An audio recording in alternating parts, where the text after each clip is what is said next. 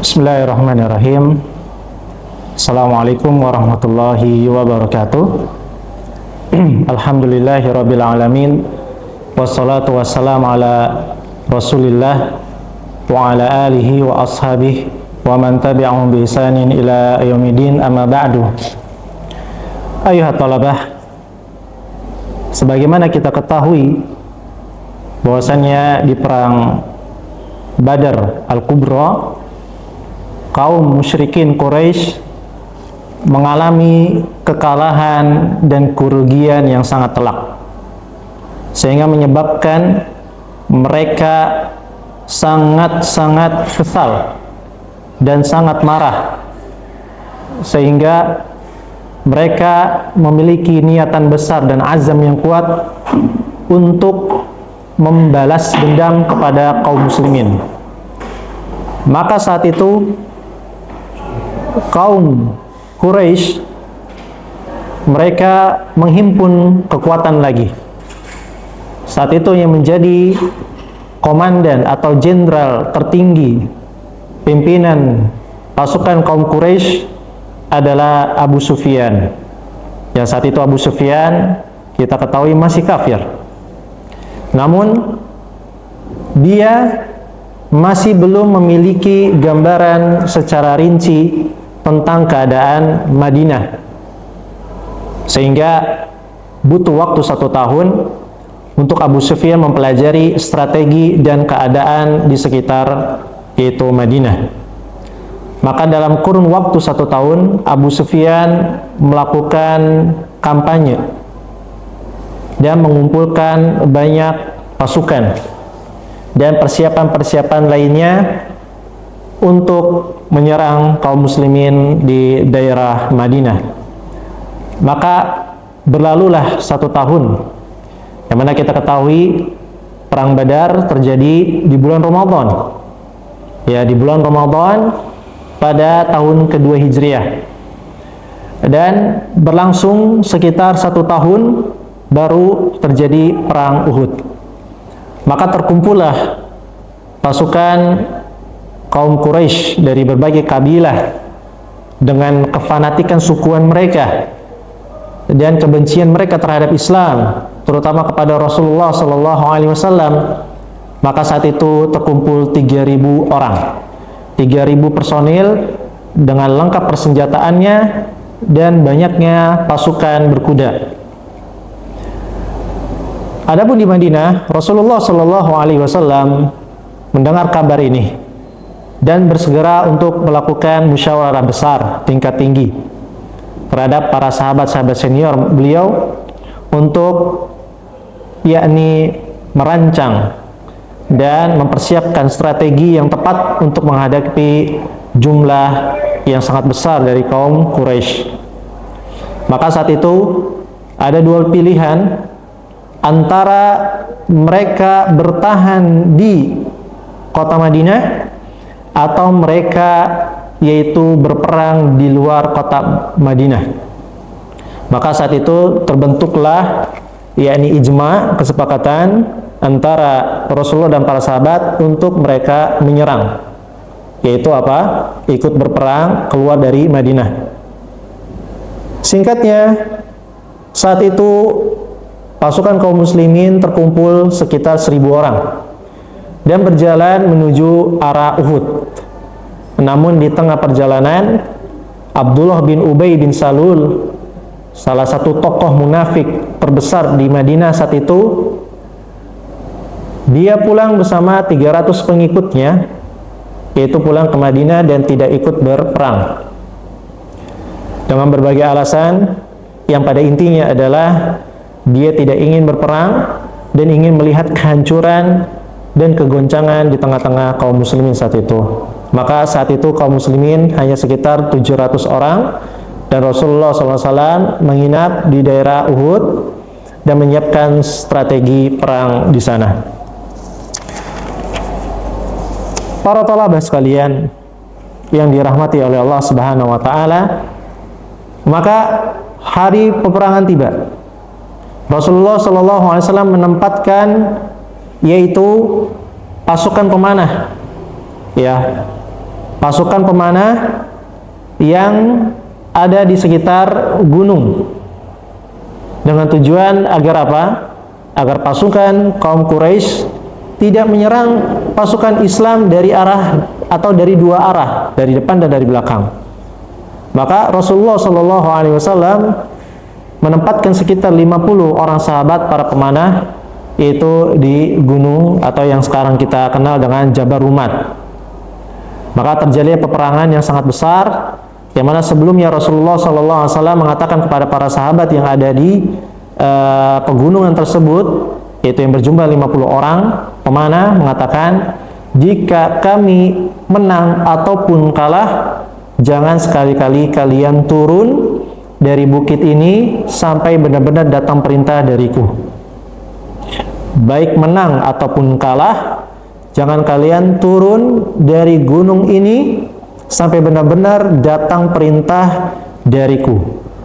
Maka Rasulullah SAW dengan sisa pasukannya 650 orang menghantam dan menyerang kaum Quraisy yang saat itu berjumlah sekitar yaitu 3.000 orang. Namun tidak 3.000 semuanya menghadapi pasukan kaum muslimin, karena saat itu pasukan berkuda yang dipimpin oleh Khalid bin Walid, yang saat itu beliau masih kafir, menunggu di daerah belakang sekitaran perkebunan di dekat-dekat yaitu daerah Uhud, melihat celah, dan ketika mereka ingin menyerang di daerah belakang kaum muslimin, maka pasukan memanah yaitu dari para sahabat yang berjumlah 50 orang itu melempar anak panahnya sehingga Khalid bin Walid dan pasukannya tidak bisa mendekati pasukan kaum muslimin yang saat itu.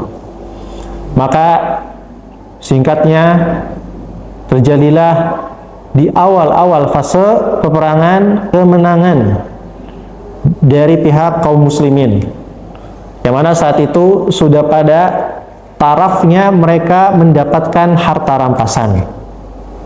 Maka saat itu ya pasukan pemanah mereka tergoda, akhirnya mereka sebagian besar turun dan mengatakan, saudara-saudara kita sudah menang, ayo kita turun untuk mendapatkan harta rampasan perang agar tidak tertinggal oleh saudara-saudara kita. Namun dicegat oleh seorang sahabat saat itu untuk mereka tidak turun dan mengingatkan kepada mereka, jangan kita turun sampai benar-benar datang perintah Rasulullah SAW. Namun dengan takdir Allah dan hikmahnya 40 orang sahabat pemanah turun. Maka saat itu Khalid bin Walid dengan gagah berani, dengan kejeniusannya, walaupun kaum musyrikin sudah lari lulu lantak jauh dari medan perang, tapi Khalid bin Walid tidak tegar. Dia tetap diam di tempatnya melihat adakah celah setelah itu. Maka ketika kaum muslimin sekitar 40 pemanah turun ingin bergabung bersama kaum muslimin yang hampir mendapatkan harta rampasan tersebut, Khalid bin Walid menyerang pasukan pemanah yang tersisa dan seluruhnya wafat radhiyallahu taala anhum di Jabal Rumat tersebut, sehingga apa? Menjadi yaitu hasilnya berbalik 180 derajat. Akhirnya kaum muslimin terkepung dari dua arah.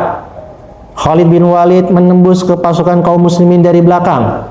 Ketika orang-orang kafir Quraisy melihat yang sudah berlari tersebut, melihat bahwasannya pasukan berkuda Khalid berhasil menyerang balik kaum muslimin, maka mereka juga balik lagi untuk menyerang kaum muslimin dari dua arah. Maka terjadilah apa yang terjadi dalam sejarah dan sangat menyedihkan, membuat menyayat hati kaum muslimin saat itu, yang mana dengan ringkasnya para sahabat banyak yang wafat. Tidak terlepas dari yaitu paman Nabi Muhammad SAW, yaitu Hamzah bin Abdul Muttalib, yang mana beliau dibunuh oleh salah seorang mantan budak yang bernama Wahsy bin Harb. Yang mana kata Wahsy bin Harb, dahulu aku adalah budaknya Jubair bin Mut'im. Jubair bin Mut'im ini adalah sebenarnya seorang sahabat yang baru masuk Islam di akhir-akhir hayat hidupnya Rasulullah SAW. Dan kata Jubair bin Mut'im mengatakan kepada Wahsy, jika engkau membunuh Hamzah, karena saat itu Hamzah membunuh pamannya Jubair bin Mut'im, yaitu Ta'imah bin Adi. Ya, Ta'imah bin Adi. Jika engkau berhasil membunuh Hamzah bin Abdul Muttalib, maka engkau akan bebas dari perbudakan. Maka saat itu Wahsy mengasah tombaknya dan mencari Hamzah dan melempar tombak tersebut tepat menancap di dadanya Hamzah, sehingga Hamzah saat itu syahid. Ya, sehingga Allah Subhanahu wa taala syahid. Maka saat itu terdengarlah kabar tentang kematian Hamzah, membuat sedih Rasulullah SAW, dan pasukan kaum muslimin yaitu kacar-kacir lari ya ke seluruh penjuru. Maka Rasulullah SAW saat itu terdesak. Yang bersama beliau hanya 9 orang. Yang mana 9-9-nya diantaranya adalah Talha bin Ubaidillah dan Sa'ad bin Abi Waqqas. Dan sisanya adalah kaum Ansor.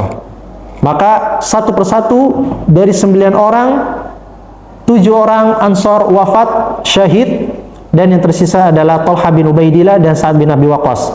Saat itu Sa'ad bin Abi Waqqas, Masya Allah, ya, seorang pemuda. Begitu juga dengan Talha.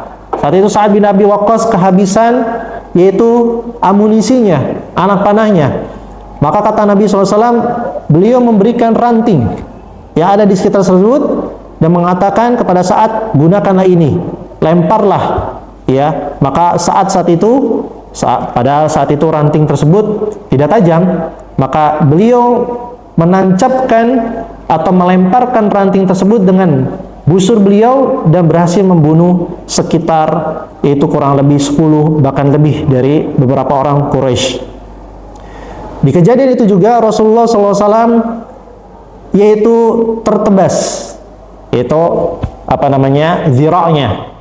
Kemudian Rasulullah juga terkena panah sehingga membuat pipi beliau terluka berat sampai gigi beliau juga patah.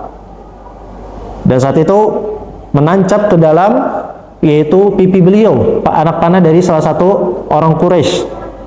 Dan saat itu gagah berani yang tersisa di sekitar Rasulullah hanya 2 orang saja. Maka saat itu Rasulullah SAW mengatakan, wahai kaum muslimin, kemarilah. Sehingga apa? Kaum muslimin mendengar suara tersebut menuju ke tempat sumber suara. Dan saat itu juga orang-orang Quraisy mendengar suara Rasulullah juga pergi ke tempat Rasulullah SAW, yaitu di sekitar yaitu daerah pegunungan, yaitu yang tinggi di Gunung Uhud. Maka di situ para sahabat berperang habis-habisan dengan seluruh tenaga mereka dan kekuatan mereka, dengan nyawa mereka. Akhirnya Umar bin Khattab, Ali bin Abi Thalib, Abu Bakar dan beberapa para sahabat yang lainnya ikut berkumpul dan melindungi Rasulullah SAW sampai mereka yaitu bisa diselamatkan dan bersembunyi di suatu tempat. Masyarul talabah rahimani wa rahimakumullah. Maka dari kisah ini yaitu kaum muslimin kalah telak. Maka singkat ceritanya, banyak yang terbunuh dari kalangan kaum muslimin, sekitar 70 syuhada, diantaranya adalah Hamzah bin Abdul Muttalib.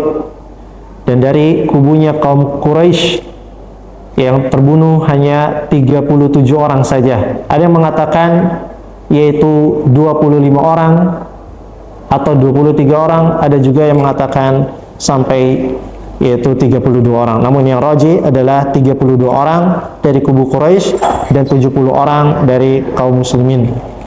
Maka saat itu Abu Sufyan mengejek, meledek ya kaum muslimin atas kekalahan mereka, memuji-muji berhala-berhala mereka, Hubal, Uzza, Lata. Maka dibalas oleh yaitu para sahabat, Allahu Akbar, Allahu Ahad, dialah yang berhak. Ya, sehingga jangan sampai ya Allah, kehormatan Allah Subhanahu wa taala menjadi dilecehkan oleh orang-orang kafir musyrikin.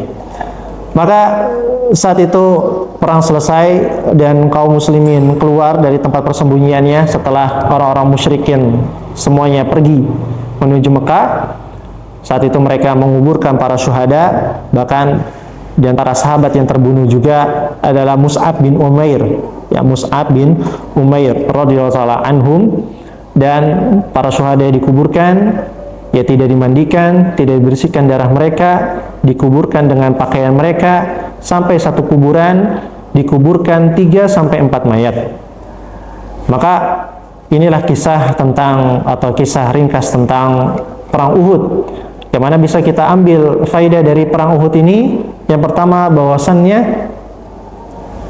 Allah Subhanahu wa taala mentakdirkan sesuai dengan hikmahnya. Bahwasannya wajib bagi kita untuk mengimani apa yang Allah takdirkan untuk kita semua. Dimana kekalahan ini tentunya adalah takdir dan kekuasaan Allah Subhanahu wa taala. Dan yang kedua, bahwasannya perintah perlakuan membangkang keluar dari ketaatan Rasulullah SAW menyebabkan kekalahan kaum muslimin. Yang mana kita bisa lihat 40 pemanah turun membangkang, artinya tidak mengindahkan perintah Rasulullah, maka itu menyebabkan kekalahan kaum muslimin. Itu hanya satu maksiat, satu kesalahan. Maka bagaimana kesalahan-kesalahan yang banyak? Itu hanya sekedar kesalahan ringan, kesalahan dalam strategis. Bagaimana jika kesalahan-kesalahan tersebut adalah berupa akidah, kesyirikan, kebid'ahan, bahkan dosa-dosa besar, ya, menimpa kaum muslimin saat ini?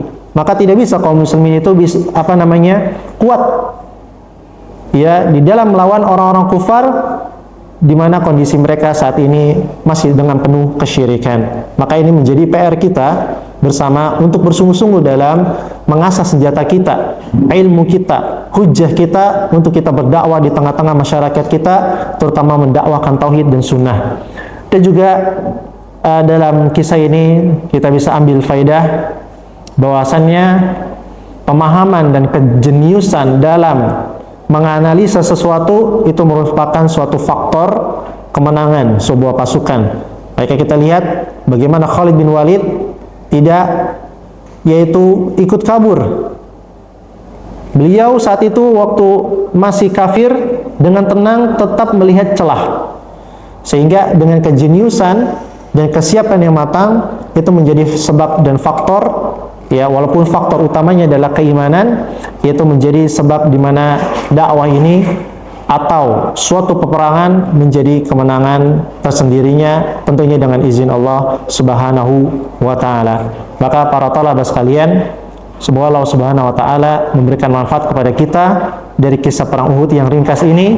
Tentunya kalau kita ceritakan secara rinci itu sangat panjang, namun kita ambil hikmah yang paling terpenting, bahwasannya satu kesalahan bisa menghancurkan kaum muslimin. Maka bagaimana jika kesalahan-kesalahan dan dosa-dosa tersebut merupakan dosa kesyirikan, kekufuran, dan dosa-dosa besar yang lainnya. Wassallallahu wasallam ala nabiyina Muhammad. Assalamualaikum warahmatullahi wabarakatuh.